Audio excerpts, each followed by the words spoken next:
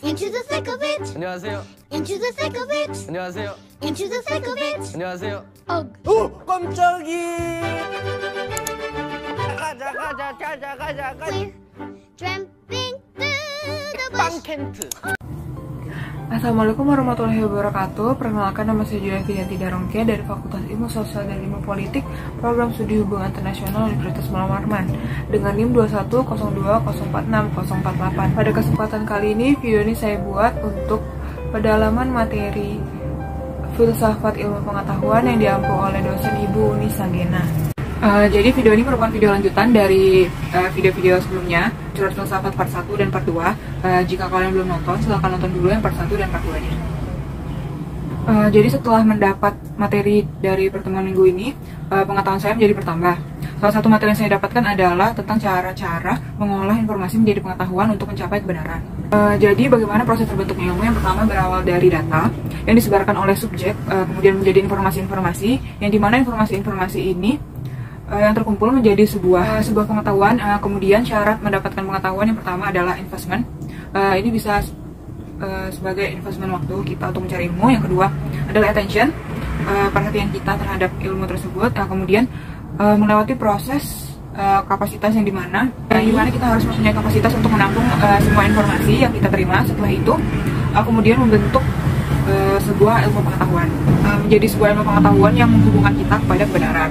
Dan dari awal proses terbentuknya ilmu ini harus dibarengi dengan etika yang baik. Dan sumber-sumber pengetahuan bisa berasal dari akal kita, akal manusia, yang dibuktikan secara empiris melalui panca indera, dan juga bisa berasal dari kabar valid dari seseorang yang mempunyai otoritas atau memang bidangnya. Kemudian bisa juga melalui intuisi yang tidak hanya didapatkan dari panca indera, dan yang kemudian menjadi makna, dan sesampainya makna ke dalam jiwa itu adalah yang dinamakan ilmu. Pada dua video saya sebelumnya, part 1 dan part 2, saya menanyakan benar nggak sih kalau di dunia ini masing-masing dari kita mempunyai 7 kembaran, dan benar nggak sih kalau kita bertemu kembaran kita atau doppelganger kita bakal meninggal, atau keduanya berhubungan. Di video part 2 minggu lalu saya menemukan bahwa dari sumber bacaan saya ternyata tertulis menurut penelitian doppelganger itu mungkin beneran ada, namun sulit untuk memastikannya. Nah, karena adanya statement tersebut, saya merasa belum puas dengan jawabannya, karena belum menemukan scientific reason-nya kenapa doppelganger itu bisa disebut mitos. Setelah saya research lebih dalam, saya menemukan kabar valid yang menyatakan bahwa menurut pandangan Islam, doppelganger biasa disebut dengan korin atau pendamping. Menurut Wikipedia, korin adalah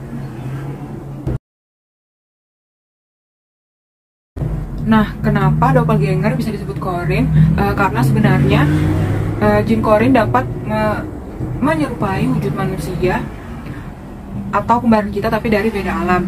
Fungsinya untuk mengikuti kita setiap saat dengan tujuan agar kita berbuat maksiat.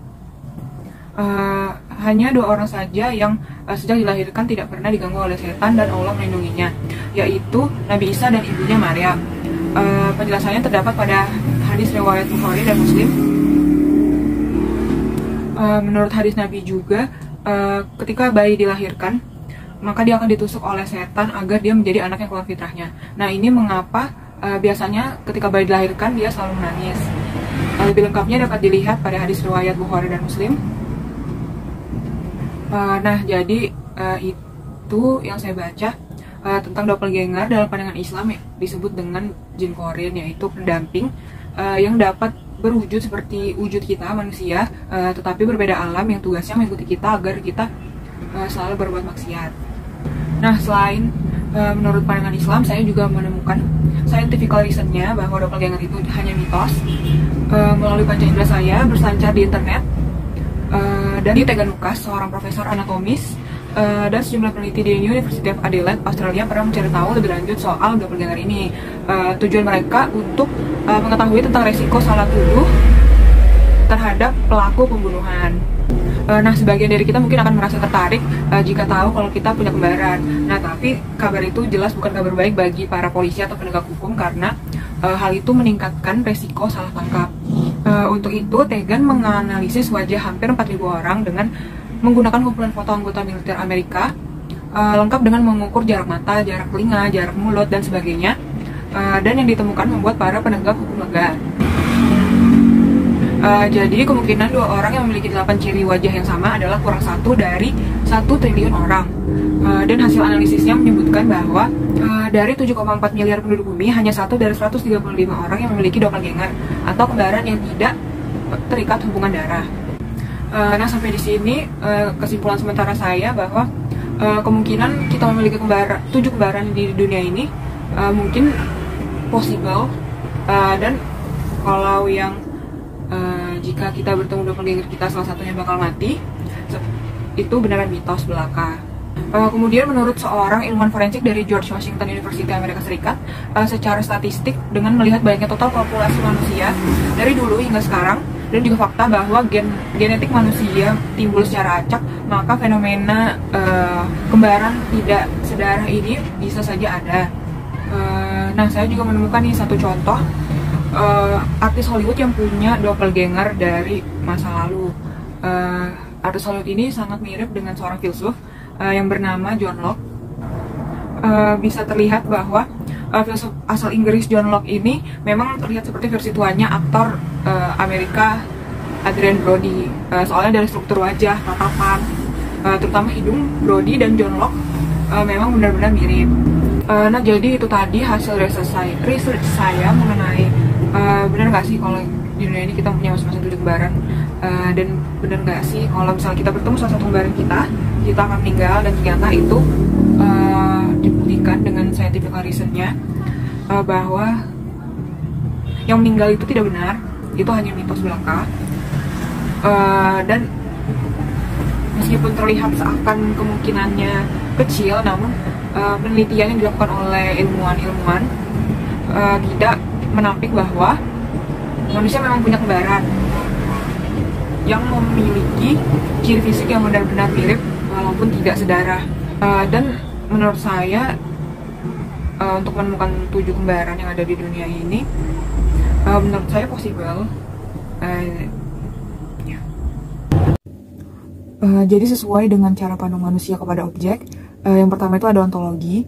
Jadi ontologi ini adalah mempertanyakan eksistensi suatu hal, yang saya lakukan pada video part 1, yaitu saya menanyakan benar nggak sih kalau sebenarnya kita mempunyai 7 kembaran di dunia ini.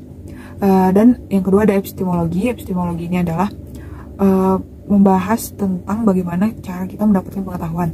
Seperti pada video ini, untuk mengetahui apa benar manusia di dunia ini mempunyai 7 kembaran adalah dengan cara mencari tahu dengan menggunakan panca indera saya, berselancar di internet, dan ternyata menemukan penelitian mengenai doppelganger oleh Tegan Lucas, seorang profesor anatomis, dan sejumlah peneliti lainnya dari University of Adelaide, Australia. Jadi selanjutnya ada aksiologi. Jadi aksiologi ini adalah membahas tentang nilai guna suatu ilmu pengetahuan yang kita dapatkan. Jadi sesuai dengan penelitiannya Profesor Tegan Lucas tadi mengenai doppelganger, hasil dari penelitian ini ternyata sangat membantu para penegak hukum untuk mengurangi resiko salah tangkap orang-orang yang terlihat mirip. Jadi sampai di sini saja video curhat filsafat saya kali ini, dan menurut saya jawaban yang saya cari sudah cukup untuk menjawab pertanyaan saya.